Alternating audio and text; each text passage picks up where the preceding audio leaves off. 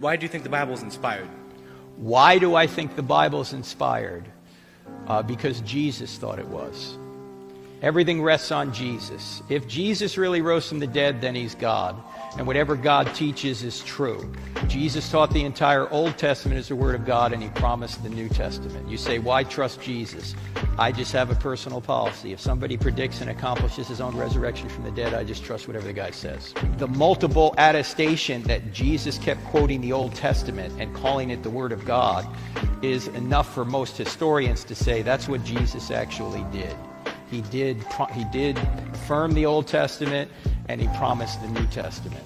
So that's why I think it's inspired. That's why I think it's inerrant. I'm just going on what Jesus said. If he's God, whatever he teaches is true. And I think there's enough evidence to know the basic teachings of Jesus are actually the ones we have contained in those documents. Not because they're inspired Word of God, but because they're historical documents. Does that make sense?